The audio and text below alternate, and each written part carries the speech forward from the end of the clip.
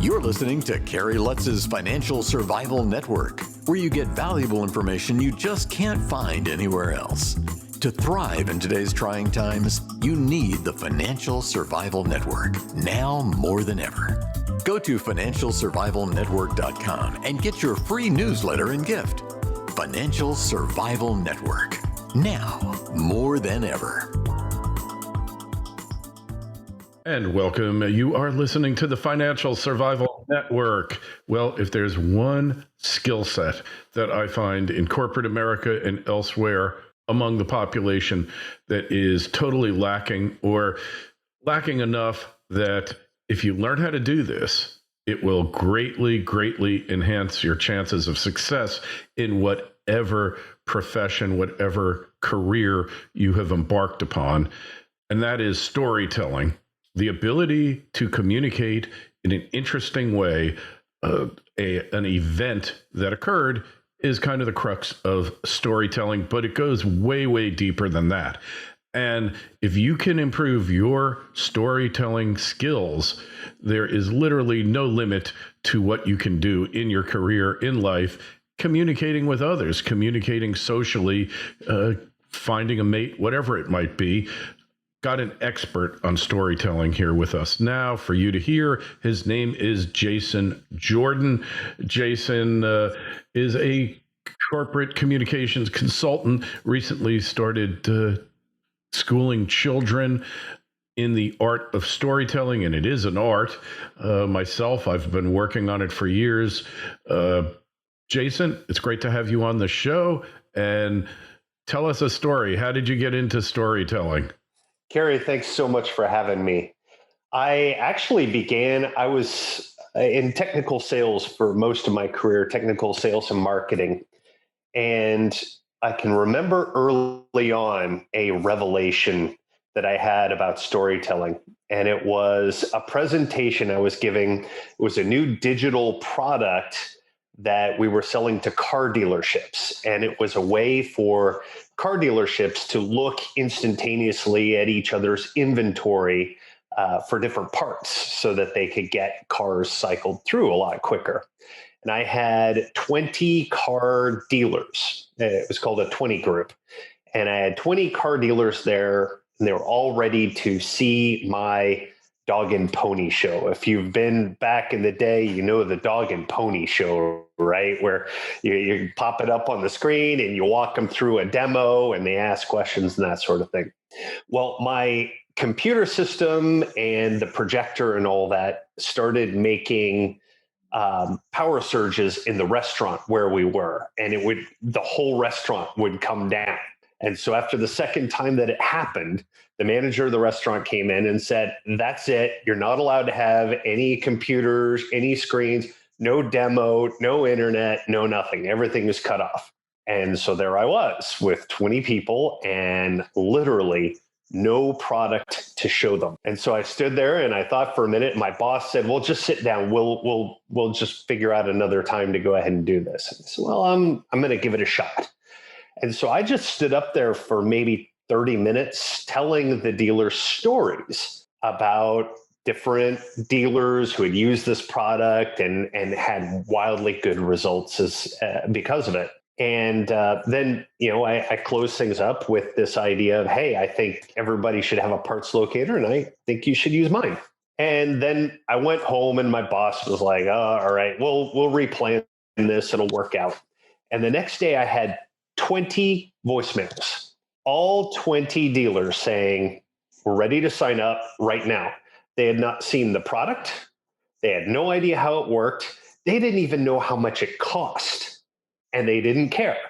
They wanted on board. And that's where I started thinking, I said, man, maybe it's less about the dog and pony show and more about the emotion that you can get by telling good stories. And so that carried me through that part of my career. And then, of course, it launched in earnest when I began my career as a professional speaker.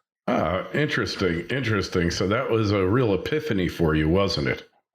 Absolutely. And then it just continued on from there. I started a career as a professional speaker working on communications between generations, millennials, Gen X, and baby boomers, how to get them to interact more effectively and that sort of thing.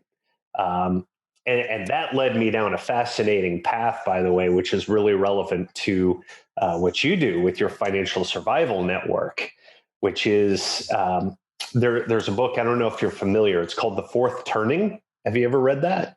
Oh, sure. Yep. I'm familiar with it. I see it quoted often by numerous writers on the internet. And wow, so you're into the fourth turning. So, I always say to people about the importance of storytelling is all we have is our stories, right? Absolutely. Even when you look at company reports, financial statements, all they do is tell a story just in the format of numbers. And when I look at it, all communication tells a story. Sometimes it's a good story, sometimes it's a boring story. So if you can enhance your storytelling skills, even in your writing, it's going to give you a big leg up because most people just can't or don't know how or won't do it, Jason. That's true. We have so many options these days, right? It used to be, what did we have? We had the newspaper and maybe some magazines. Now we have podcasts, we have social media, we have blogs, we have information coming at us from every direction. So how do people decide what they're going to consume and what they're going to pass on? And you're absolutely right. It's storytelling that does it. And I've listened to a number of your podcasts, and you've got some good storytellers on your program. And storytelling in the financial world can be a real challenge. Numbers can be pretty dry. So you've done a great job bringing on guests who use numbers and financial data to paint a vision of the future, which to me is really exciting to hear about. Hey, well, storytelling is really precious. I mean, I've heard of people getting jobs from storytelling where people come in and they just run down what's on your resume and instead listen to what the person has to say and then tell a story about how you've worked on similar problems and come up with solutions, made the company money. And it becomes much more real. That's the thing with facts. As I mentioned earlier, my good friend Wayne Allen Root always says, facts tell, stories sell. And the story is something that you can connect with and you can really, really just kind of let it take you away, run with it, if you will. It's really important. So what are 3 things that you can do to become a better storyteller without a lot of work? Don't just survive, thrive. The Financial Survival Network. Fury Gold Mines is a Canada-focused exploration and development company committed to aggressively growing its scalable, high-grade gold assets with major drill campaigns planned across its 3.5 million ounce portfolio. Fury is led by a management team of proven explorers and developers with a track record of success in advancing and financing project development. Fury Gold Mines is well positioned to create value for investors with low-risk development growth and the potential for a new major discovery. Fury Gold Mines trades on the TSX and NYSE American under the ticker FURY. To learn more, go to furygoldmines.com. That's furygoldmines.com. This is the Financial Survival Network, the information you need to thrive now more than ever. Well, that's a great question, and the question about work is an interesting challenge because really you become a good storyteller by telling a lot of stories. It's kind of like learning a musical instrument, right? You can study it, you can learn the techniques of it, but you become really good by practicing it again and again and again. And so that's what I created my Fire Story Communication Academy is sort of centralized on this idea of constantly getting people to give a story, to share their ideas, their thoughts, their experiences, their perspective, whatever it is, in the form of a story. And to do that, what's called extemporaneously, which is with very, very little prep time. As you know, the world doesn't give us a whole lot of opportunity these days to write out and memorize and practice 300 times. And in public speaking, that's what is still usually taught is you got to have your three main points, and it's very data forward, write everything out. You practice it a million times. That's what Toastmasters is, right? It's teaching you how to write out and memorize and practice and that sort of thing. And I find the world doesn't give you that time. And so what most people do when they say, you have to give a presentation tomorrow in front of all these investors and you have an hour, most people panic and they put everything that they know on PowerPoint slides and then they read you the PowerPoint slides, right? Just what you don't want to hear. Exactly. Can you just email me the PowerPoint slides and I can move on with my life, right? Totally. Yeah. And so the practice of getting people used to very quickly putting together their thoughts and ideas and their story and presenting it without the props is a skill that is learned by doing it over and over again. But I wanted to get back to your question, the three things that I would say, and I'll couch this as kind of an idea of three things that I see wrong a lot.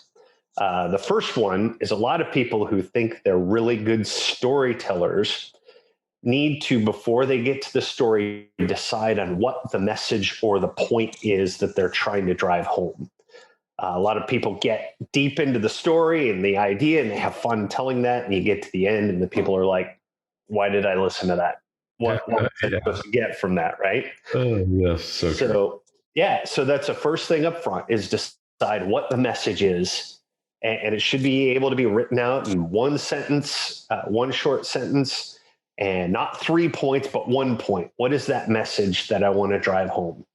Then the second thing is the story or the experience that best supports that message. And really what you want to look for in that is where's the emotion? A lot of people, it's just the facts, ma'am, kind of thing. It's I just want to run through all the details. But you need to build up the emotional aspects of that story so that the receiver can actually feel what's going on. They can experience it with you. It's a fascinating thing that happens in the human brain. There was a gentleman named Walter Fisher back in the 1980s when they first started being able to kind of map the human brain and see what was going on inside our heads when we were hearing this stuff. And what he discovered is when you are giving facts, right, just the prefrontal cortex is lighting up. When you're giving a story, all different centers of your brain, especially those locking into long-term memory, are lighting up. And the cool thing is, if you're telling a good story that's got a lot of emotion and those cliffhanger moments and getting a lot of the endorphins and different hormones going on there, the receiver will actually experience the story with you. And it translates into long-term memory right along with them. So sticky. I'm sorry. Yeah, it becomes very sticky. That's absolutely right. And that's what you want, right? You want to be remembered and remembered for making somebody feel something good or powerful, that great experience. Yeah. And so that's the second thing that I would say that people skip over, the emotional aspects. Don't shy away from those. And you ask for three, so I'll give you the third one is what do you do about it? A lot of people drop off at the end. They just throw up that slide that says questions with the question mark on it, right? And they leave like no time for explaining to people the answer to this question, which is, okay, I believe you. Now, what do I do about that? And so giving them that first step, that first action. Yeah, that first way, that first small thing they can do to take action on what you've taught them is something that is almost always left out, especially in professional presentations. I love it. Now, going back to one thing you mentioned about your goal for the story, I would call this, from a podcaster standpoint, finding the angle, the story angle. And I learned this from an interesting read. A crime story novel writer, Michael Connelly, wrote the Harry Bosch books. Okay. On Amazon and everything. And before he was writing books, he was a crime scene reporter, interestingly enough, for the Sun Sentinel newspaper in Fort Lauderdale, Florida. And he goes to the site of a murder one time, and there's a veteran detective there, old grizzled veteran homicide detective. And he sees the guy take his eyeglasses and start to chew on the temple. And when the guy pulls out of his mouth, he sees there's a ridge there from all the cases where he's been there chewing on the temple of his eyeglasses. And from there, he got the angle of the story. So many stories, so many things that you read, they never come up with the angle. And then really the story is lost. Right. Yeah. It's not only angle, especially when we're sharing experience, it's our perspective, right? It's our angle, our view on whatever it is. And in a society where we're increasingly kind of divided and triggered, you hear a lot of when we hear data that is in opposition to our worldview, to our perspective, whatever that is. A lot of times we close off because, I mean, with the internet, information is ubiquitous, right? We can find any information that we want to support whatever worldview we happen to have. So why should I listen to somebody else's idea? And that's the great thing about stories. It was, I'll give you another quote. It's Mr. Rogers. Remember Mr. Rogers back in the day? Of course. Yeah, who could forget Fred Rogers? Yeah. And he actually carried around with him a quote from a social worker, a friend of his, that said, frankly, there isn't anyone that you couldn't learn to love once you understand their story. Mm-hmm. And I think that message is powerful today when we're so overwhelmed with data and information and so triggered when we hear stuff that's in opposition to what we know. I think taking the time to get other people's story, get other people's perspective, see where they're coming from. That's really the power of getting a new message and new ideas opened up. That's such a great thing. And storytelling really personalizes things. It really breaks down barriers, and it builds commonality. It builds connection where there might not otherwise be one. So I really applaud your effort, Jason, especially working with children. Yes, they learn creative writing, hopefully, if the school is doing anything right these days, who knows? But the idea of what all that is for, all right, how to make your creative writing really carry weight and really elevate, that's something that, the schools kind of do a bad job at. And like I said from the beginning, all we have is our stories. So if people want to find out more about you, Jason, connect with you, maybe even have you tutor them, instruct them in the art of storytelling, what's the best way to reach you? Sure. My website is firestory.com. And so that one's easy enough to find. And then I'm on Twitter is probably my most active one right now. It's at your Firestory. That's probably the easiest two places to connect with me. Excellent. And get going. All right. Well, we really appreciate your coming on, sharing your stories with us. They're invaluable. If you learn the lesson of proper storytelling, I highly urge all of you to connect with Jason and to take this to the next level.